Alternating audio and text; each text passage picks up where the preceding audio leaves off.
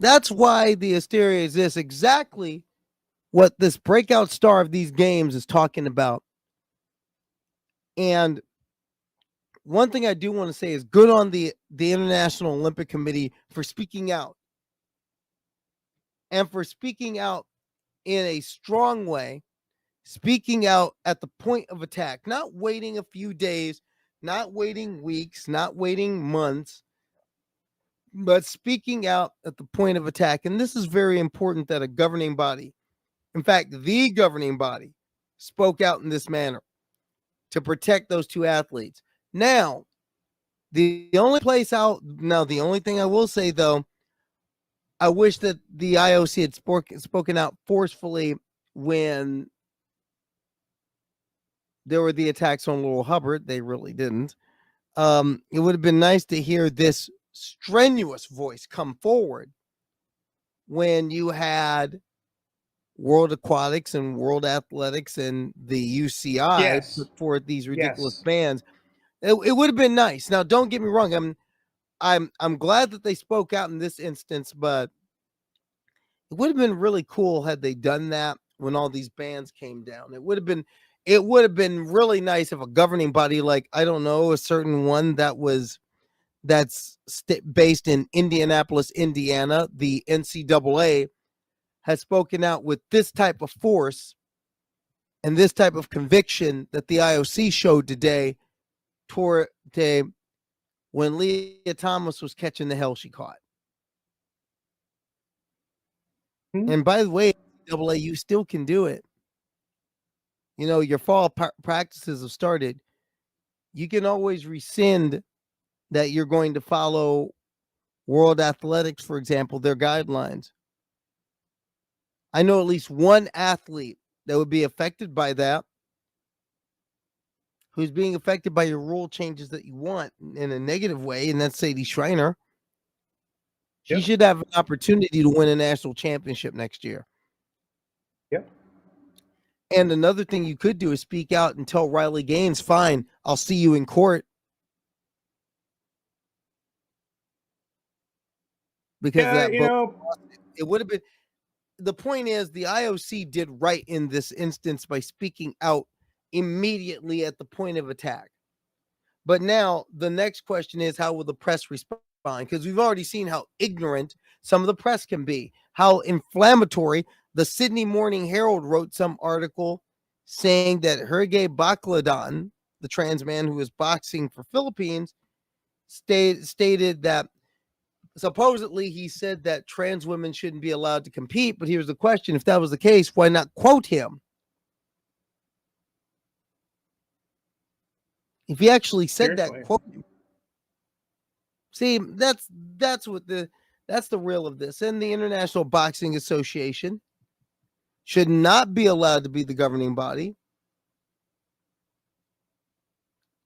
Personally, and it's not.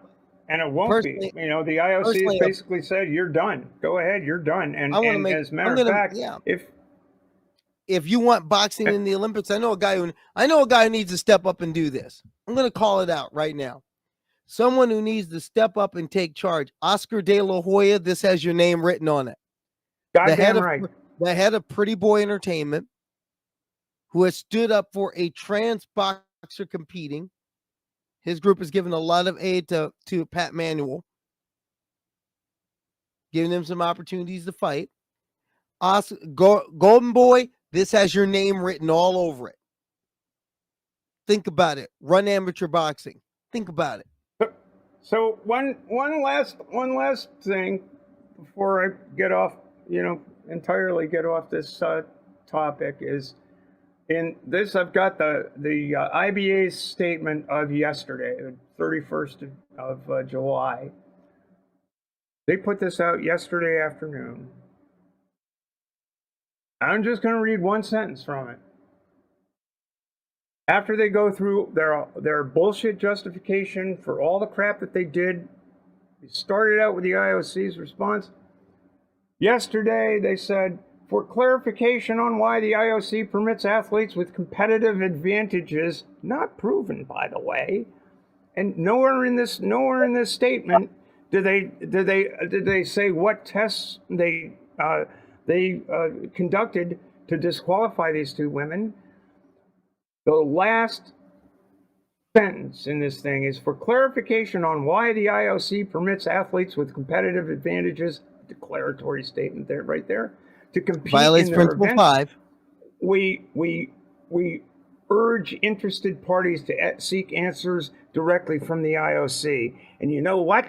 The IOC gave their answer. You're done. Yes, they did. Take your ball, take but- your gloves, and hang them up, because you are done forever and for good. Oh, yeah, but here's the thing about that. Unfortunately, a lot of the press are going to quote that and take it at face value. And that's the problem in itself. Because I see how this story is being, how people are getting this story. And people are engaging in this story not from the position that we're coming from, but they're engaging in the story in terms of not, first off, I've got in front of me the AP story on this, and one thing that the AP does not tell is any of this history. Nobody does.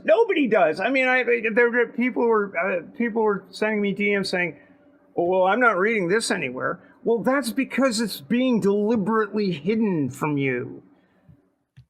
You're not getting and you don't have the interest, and understandably so. Who's got the time, aside from someone whose life is directly affected by these kinds of things?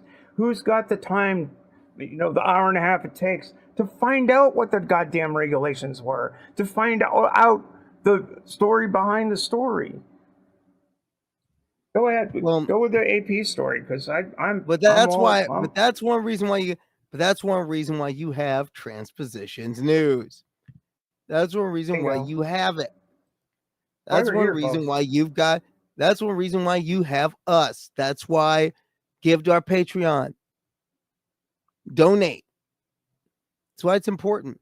I mean, in fact, we're going to put this up right here. I want you to, Bray, I want you to put this up what I'm about to share. This is the AP story on the Imani Khalif bout. This is their story, mind you. Now, one thing you notice about this story is they don't talk about what we just did.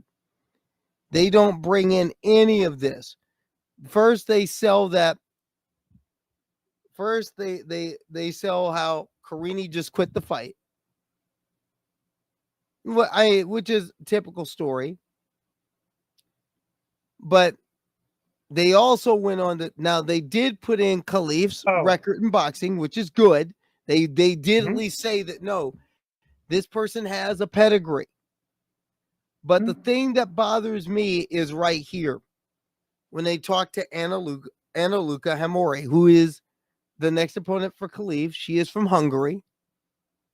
And I noticed that if Anna Luka Hamori was from a country which is stridently more anti-LGBTQ and not in the American sphere of influence in the world, these stories would show that, i.e. the same way they're covering the Venezuelan elections, but that's a different saga for a different day.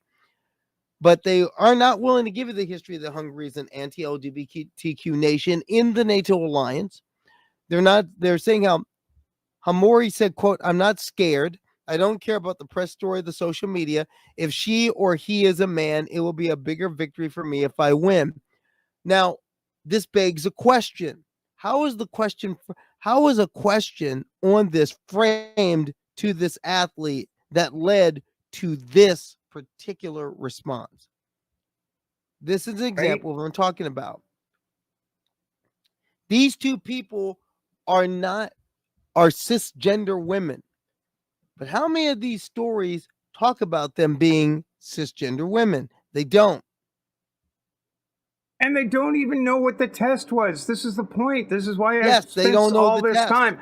They don't know why that these two women were suspended by, had their titles stripped by IBA. They don't have any idea because the IBA is hiding it. And the reason the IBA is hiding it is because it is patently absurd. It is a notion that's been rejected for over 20 years in all of sport. And they don't even go into that detail. And you know, I read the Apple story, I read the AP story. Nobody is covering Did this. you read Dan Nobody. Wolken? Did you read Dan Wolken's column in the USA Today? I did not. In fact, Bree fired this one up because basically the Dan Wolken wrote a column in USA Today, which not only outlines the story, but outlines the backstory of the IBF, the things that we're talking about earlier. Much of the info as far as the IBA came from documents that a number of reporters, including Walken, have dug up about the meeting minutes that were on their website that looked into why these two fighters were suspended from the world championships. And more importantly, what it doesn't show you, they didn't disclose what the test was, even in their own internal documents. Yeah, that's right. They were trying so hard to hide it. I had one person asked me directly, "Why are they doing it?" Well, you know, I think maybe something's up. Something other than this is up. No, really, they're ashamed of themselves, and they should be. They're ashamed of themselves. The reason is this, and I want to read this in its entirety. We talked about this earlier, but to give you an idea, this is from Walken's column. When Umar Kremlev became IBA president in 2020, he made his mark by signing a significant sponsorship deal with Gazprom, Russia's state energy supplier. And we talked about that earlier. Now, Gazprom is the state energy company of Russia, but really it's ran by oligarchs. It's ran by basically run by Vladimir Putin. It's ran by criminals. Yeah. It's ran by the criminals who own Vladimir Putin. You have to understand, Vladimir Putin answers to certain people. Certain people you don't want to meet in a dark alley. Now, it's understood that Gazprom has essentially funded the IBA's entire operation. Early in 2022, as we all know, Russia invaded Ukraine. As a result, the IOC wanted the IBA to drop Gazprom and make other reforms to its governments and financial structures and to clean up a bevy of ethical issues. Unsatisfied with IBA's response, including a claim that Gazprom sponsorship expired at the end of 2022, the IOC stripped its sanction of the Olympic boxing tournament. The IBA appealed the decision to the Court of Arbitration for Sport, but was turned down on April 2nd for a variety of reasons, including the IBA's continued lack of financial transparency, continuing issues with its referees and judges, and failure to implement the government reform measures demanded by the IOC. So here's this long-running dispute between the IOC and a fully Russian-backed boxing organization coming to a head at an Olympics where Russians are truly persona non grata. In fact, there's just 15 Russians competing under a neutral flag at these Olympics, nearly half of them playing tennis, but the rest of them either opted out or did not pass the IOC's neutrality standards, which primarily weeded out anyone who actively supported the war in Ukraine. Yeah. You know, it's funny how all of these things run together, isn't it? Isn't it funny how the fascist right is basically, and you know, generally speaking, I think that runs true about where's the funding coming from for the so-called gender critical folks. I mean, we've seen it in Riley Gaines. As Ember clarified, it's just, come on, you know. Chloe Cole ain't missed a meal. I'll tell you that. That's right. If you looked at Ember, if you heard Ember's, and I hope people, if you didn't get to watch Ember's reporting, go back and do so. Ember and Aaron Reed, Aaron in the morning, and the job she's done in shedding this to light. And Chloe Cole went out there and admitted, I'm getting paid. You know what transphobia pays? It does. Yeah. I'm thinking about detransitioning. I think that, you know, dude, it's like rather than being a poor sailmaker, right? Maybe I could jump on that gravy train. And why not? I mean, shoot, right. They're making this. They're making this dollar. I mean, after all, where was Riley Gaines during the Republican National Convention? She was in Milwaukee. Think about that. If this is supposed to be nonpartisan, why are you at the Republican National Convention, Ms. Gaines? If you're nonpartisan, who are you stumping for this fall? I'll be willing to bet We you're in got a Colorado. No, we be got a willing to bet you'll question be in the chat that I can't answer that I think you can. What's the Taiwan situation this time around the Olympics? I don't know what their status is. The in the Taiwan Olympic movement. situation. The Taiwan situation, as far as it's the same that it's been since its return to the Olympics. It's officially known as Chinese Taipei. To not Right. in an effort to not insult the People's Republic of China, who say that Taiwan is just another province of China. Taiwan is an independent nation, doesn't exist. The West, it's like it's that weird quasi thing that we still see, where we know Taiwan exists. Oh, I mean, we pay the lip service to, well, Taiwan's really part of China. It's really not a country, but we sell arms to them. Well, in world sailing, Puerto Rico has its own NGB. Yeah, Puerto Rico has the U.S. Virgin Islands has its own NGB. So you can compete for Puerto Rico for American US Samoa has its own NGB. So that's the way it's always been. That's the way it's been in world sports for the most part. All these trust and territories of the United States, and it's the same thing. But the thing about Taiwan is an independent country. It is. Taiwan is an independent country. It's just that everyone wants to pay lip service to the Beijing government, saying it's not when it is. I mean, it doesn't have the same status as Hong Kong. Hong Kong has its own separate MGB. In fact, Hong Kong is doing pretty well in the medals. It's got 4. Hey, Hong Kong's got 4. Great. Even though Hong Kong is a part of the People's Republic, one China, the whole one China, two systems have been in place since 1997. But the whole thing, but as far as this specific issue, there is a boxer from Taiwan. And here I'm a cis guy, so my opinion doesn't have weight. Your decision, but get that D-trans cheddar. No, I don't. I'll say this. We're joking about it, but seriously, what I'd rather see is that gravy train be disconnected.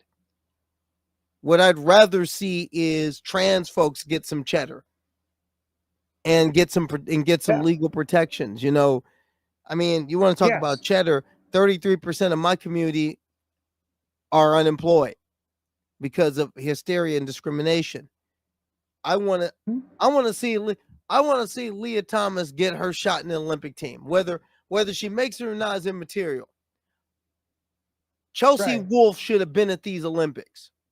Chelsea Wolfe, American BMX freestyler, was an alternate in Tokyo in 2021, was in the hunt for an Olympic spot this year.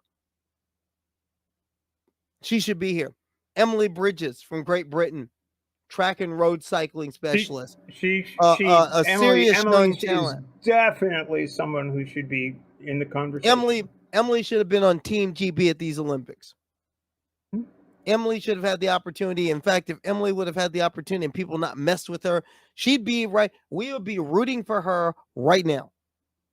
And you know what? I just want to say something about. I just want to say something about British cycling. In 2022, British cycling had a very good policy in place that I was actually using as a model to propose to what was that US policy? Sailing. What was it? It was basically a T level measurement, testosterone level measurement. That I know that Veronica Ivy has taken a stand on, but I do think the physiological issue is a real one. Yeah, VO2 levels and all of this other stuff. But it was basically a year or two. I can't remember if it was a year or two. I think it was a year of testosterone suppression and gender affirming hormone therapy. Mm-hmm. Along with the declaration, et cetera, and so forth. And it seemed reasonable. It was kind of in line with the old IOC guidelines. I think they dropped the I think they dropped the measurement of nanomoles per liter from 10, which was the IOC's guidelines, down to 2.5. Mm-hmm. Which is still But attainable. which Which is is still attainable. totally I mean, obtainable. I yeah. mean, I'm happy to share my my levels, which I maintained for, again, 26 years, because I had to, because I am a professional according to World Sailing. And I had to be able to provide that information to my World Federation at a moment's notice, that I'd kept it on, I played by the rules. And as the IOC itself said, you can't change the rules mid-quad, in the middle of a competition. You can't do that. It's not fair to the people involved. No, but the problem is, a lot of these places, they do. I mean, look, the They NCAA changed rules on Leah Thomas 3 times in 45 days. Yes. My thing is, if you're going to call for a rule change, fine, but you have to give that person the ample opportunity to meet the mandate. And that's something that I see with a lot of these people. Like, for example, that high school coach in Oregon who wants all this open category. He's full of it. But the point is, okay, Yeah. you want high school kids to undergo international regulations, fine, but you have to but you can't turn around and say, oh, we're banning gender affirming care. You can't do that. If you're going to set a mandate, you got to give people an opportunity to meet the mandate. And that's one of the problems that you're seeing and this is one of the weird things. This is one of the weird things about Navratilova's group. It's like, we're not going to let you participate if you've gone through male puberty, which is an absolutely ridiculous standard. Because even if you have done, the physiological changes of medical transition are substantial. And there's no denying that. It's measurable. Blair Hamilton did a study, 2 studies, as a matter of fact, that again, those papers are in our in our reading room. Yeah. Just recently, January and March, these 2 papers looking at those physiological change, those measurable physiological changes, that they're measurable, they're demonstrable. They have to do with grip strength. They have to do with upper body strength. They have to do with VO2 levels. They have to do with all of these aspects of the difference between an endocrinologically typically male system and an whatever that word is, typically female regime, as far as your blood is concerned, as far as your physicality is concerned. I mean, if gender affirming hormone therapy didn't work, nobody would do it. We're kind of living proof that it does. And Bria, I want you to run something real quick. Just a little reminder. Looking back at Ember's story, Donaldson. Just want you to know. And now here's Gallagher, who's the great curve runner, coming right back at her. The trans girl lost. Haslam's in the third. Just want you to know, the girl who happens to be trans in this race, Oregon State Championship back in May, she finished second. I mean, just making sure people know that she was second. Oh, by the way, the kid who won, coached by the person who lost his job. But I just want to put that out there to let people know that, yes, you know what? No, Aiden Gallagher is not some big Godzilla rising up out of Coos Bay to eat Oregon girls high school track. Right. He's not. And so what I was saying about British cycling is like the thing that happens is that these world federations, national governing bodies, it doesn't matter, they're going to cave to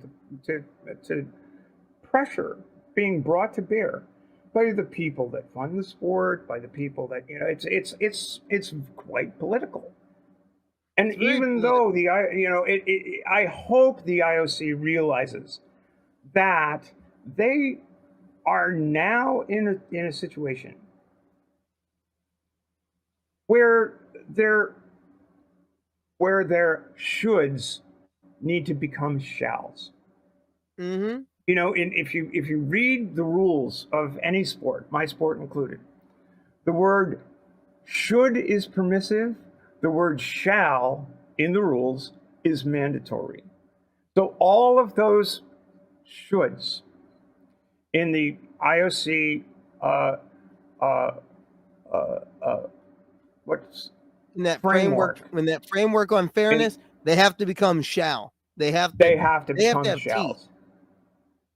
They And have to become shalls. They can't let individual federations. Oh, sure, perhaps you can allow for some leeway in terms of world federations, national governing bodies, to determine exactly where to draw these lines. That's assuming the lines get drawn. But you can't draw the lines arbitrarily without solid scientific evidence, without solid basis for the kind of blind assertions that that now is obvious that the NGB of boxing, of the world governing body of boxing, put forth. XY female, XY male, XX female. That's bullshit. It was dismissed 20 plus years ago. And everybody fucking knows it. And that's why they kept it quiet.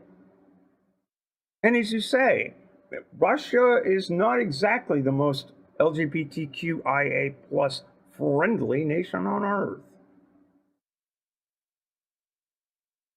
And if that's where they're getting their, they'll follow the money adage. If that's where they're getting their money from, it's going to be fucked up for anybody in that community. Unfortunately, those nations are where the sports are going. I mean, think about where we're going to have major competitions. For example, World Aquatics moved their headquarters to, guess where? Budapest, Hungary. Yeah.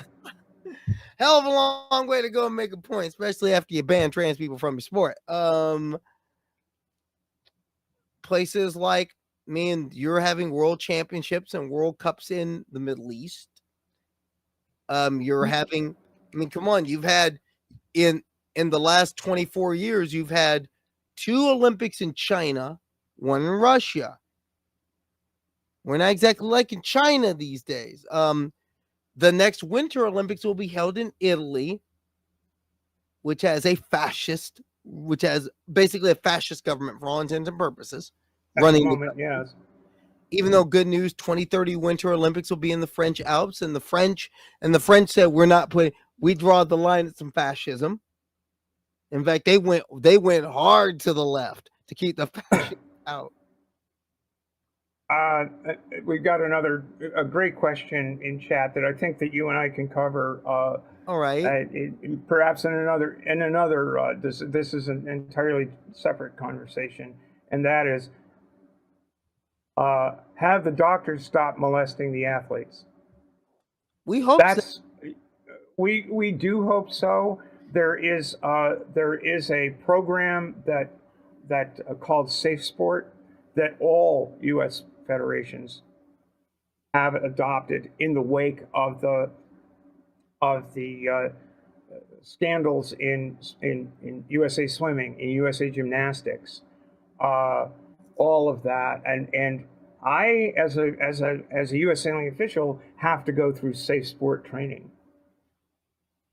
Know what a mandatory reporter is, to be responsible for the people that I'm either coaching.